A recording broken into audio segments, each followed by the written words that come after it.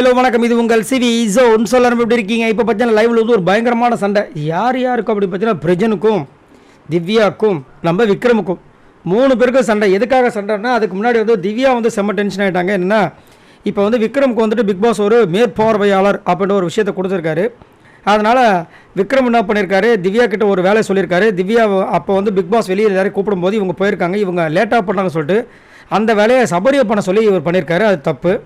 அந்த வேலையை மாற்றுறது இவரோட வேலை கிடையாது, மேற்பார்வை தான் இவங்களோட வேலை. அதுவும் குறிப்பாக சாண்ட்ரா அண்ட் திவ்யாவுக்கு மட்டும்தான்.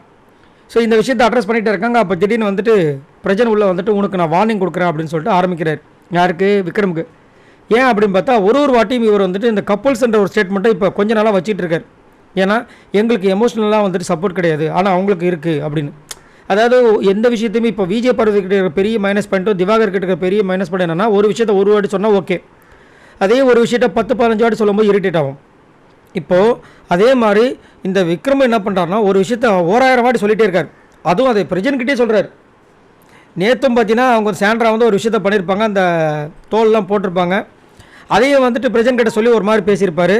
அதே மாதிரி நான் இந்த நாமினேஷன் டைம்லேயும் வந்துட்டு இவங்க 2 பேர் கப்புள்ஸாக வந்திருக்காங்கன்னு சொல்லி அதை நாமினேட் பண்ணியிருப்பார். ஆனால் ஆக்சுவலாக அதுதானே கான்செப்ட். பிக் பாஸ் அதனால தானே உள்ளே அமைச்சிருக்காங்க. அதை வந்து சொல்லி நீங்கள் நாமினேட் பண்ணிங்கன்னா எப்படி? இப்போ அவங்க 2 பேரும் வந்து உண்மையிலே கேம் சேர்ந்து விளையாண்டாங்கன்னா இவர் சொல்ல, அதை தான் அவங்க கேட்குறாங்க. நீங்கள் சொல்கிறது நான் தடுக்கலை, ஆனால் நாங்கள் 2 பேரும் உண்மையிலே கேம் சேர்ந்து தான் விளையாடுறோன்னு நீங்கள் சொல்லலாம். ஆனால் திரும்ப நாங்கள் 2 பேரும் இதாக வந்திருக்கோம், கப்பலாக வந்திருக்கோம், கப்பலாக தான் வந்திருக்கோம், உனக்கு வேணுன்னா சொல்லு, பிக் பாஸ் கிட்ட சொல்லி உன் பொண்டாட்டியும் உள்ளே வரவை அப்படின்ட்டோன்னே மறக்காமல் சொல்லுங்கள், நான் என் பொண்டாட்டி மிஸ் பண்ணுறேன்னு சொல்லிட்டு அந்த இவங்க விஜய் பார்வதிக்கு ஒரு மாதிரி பண்ணுவார்ல, மார்க் பண்ணி ஒரு டான்ஸ் பண்ணுவோம், அந்த விஷயத்த ஆரம்பிச்சிட்டார். உடனே சாண்ட்ரா கேட்க ஆரம்பிச்சிட்டாங்க, சரி நாங்கள் எப்போ வந்துட்டு 2 பேரும் சேர்ந்து ஒரு கேம் விளாட்றோன்னு சொன்னால் எப்பயுமே நீங்கள் விளாட்றேன்ட்டார். அப்போ ப்ரூஃப் சொல்லு, நீ ஒன்று சொல்லு, ஒரு விளையாட்டை சொல்லுன்னா எல்லா விளையாட்டும் அப்படி தான் விளாட்றேன்ட்டார். சரி ஒன்று சொல்லு அப்படின்னு சொல்ல மாட்டார். உண்மையிலே பார்க்க போனால் அந்த மாதிரி எனக்குமே தெரியல. சாண்ட்ரா ஒரு தனியாக ஒரு கேம் விளாட்றாங்க, இவர் தனியாக ஒரு கேம் விளாட்றாரு. ஆனால் அந்த ஈவினிங் டைமில் பேசிக்கிறாங்க, இந்த நாமினேஷன் டிஸ்கஷன்லாம் நடக்குது. அது எல்லோரும் கூட நடக்கிற விஷயங்கள் தான். மற்றபடி 2 பேரும் ஒன்றா இருக்கிற மாதிரி நானும் பார்க்கறது கிடையாது.